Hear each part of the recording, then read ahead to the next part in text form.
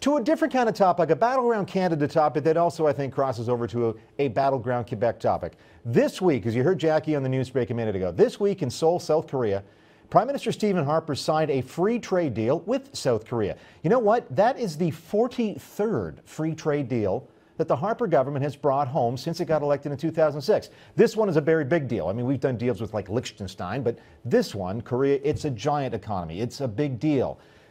Now, which would you think is the bigger deal? Free trade with Korea or the fact that Pierre-Carl Pelado is a sovereignist? Well, my friend and former colleague John Ibbitson, on leave right now from the Globe and Mail's Parliamentary Bureau to spend some time as a senior fellow at the Waterloo, Ontario-based Centre for International Governance Innovation, CG, says it's the free trade deal. John, CG sounds like such a big term when you pronounce it all there all together. But connect the dots here. It's a bit of a provocative way of saying there are more important things going on to our country than us endlessly dissecting what's going on with Quebec independence to say, look what's going on in the Pacific. That's where we should be paying attention. Oh, David, I would never want to be accused of being provocative. But yeah, that's what the column on the CG website and at the Globe and Mail today essentially makes this point. I was out in Alberta last week doing some research, talking to a whole lot of people, some of them the political scientists, some of them business leaders, guys in bars. And it just struck me that in all of those conversations, no one ever once raised the question of the Quebec election. Whereas in central Canada, whether the Marois government gets a majority, whether the PQ gets a majority, whether there's going to be a referendum, is becoming an abiding obsession. It's Meech Lake, it's Charlottetown, it's 1995 all over again. And the point I wanted to make was twofold. First of all, the country has changed a lot since 1995. 9 out of 10 net new jobs occur in the province of Alberta. The West is going to have a very big say in any negotiations over the future role of Quebec within Canada, a much bigger say than it ever had in the past. And it doesn't want to talk about it.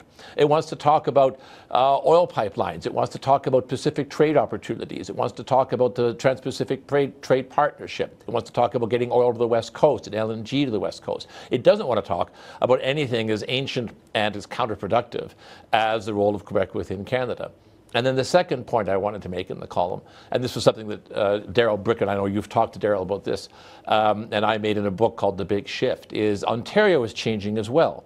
The old dialogue between downtown Toronto and downtown Montreal over whither Canada, whither Quebec, is being displaced by millions, 2 Torontos worth of immigrants who have come to the country in the last 20 years, a great many of them living in the suburbs surrounding the city, who tend increasingly to vote with and think like Westerners rather than Quebecers.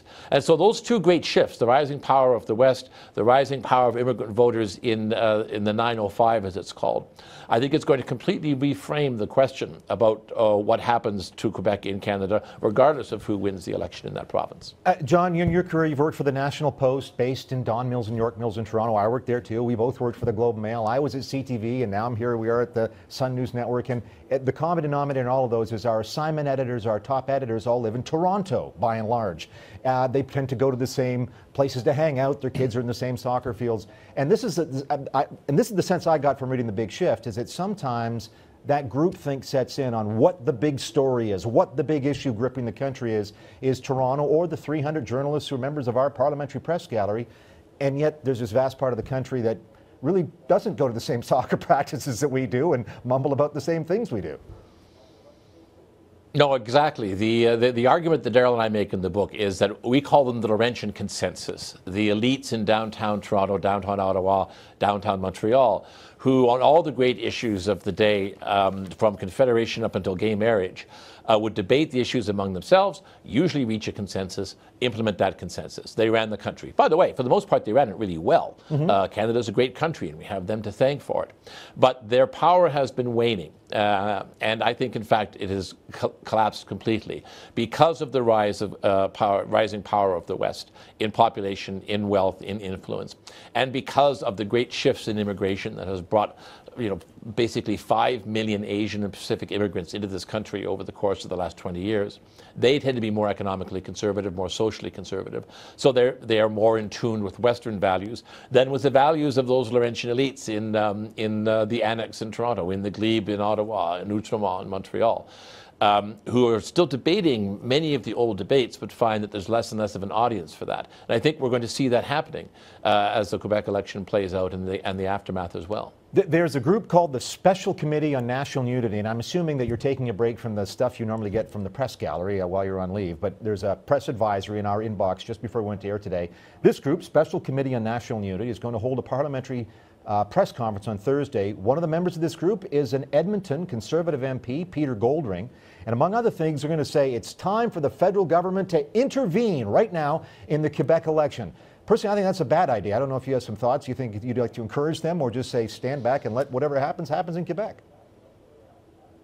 Well, I didn't see the press release statement, so I don't know what intervention is.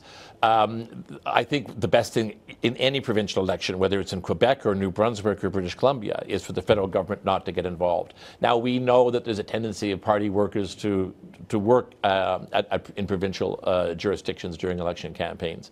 But on the whole, the federal government should speak for all Canadians and shouldn't get involved in anything as partisan as a provincial election campaign. That said, this election will play out in the shadow of the Clarity Act, in the shadow of the Supreme Court reference that says if the PQ wins a majority government and wants to have a referendum on separation, that referendum will be very, very different from any in the past. There will have to be a clear, emphatic question: are you in, are you out? And there will have to be some kind of larger majority than 50% plus one in order for it to have effect. I don't know whether Mr. Goldring is simply proposing that the federal government remind Quebecers of the Clarity Act. I don't think he needs to. I think they know about it already.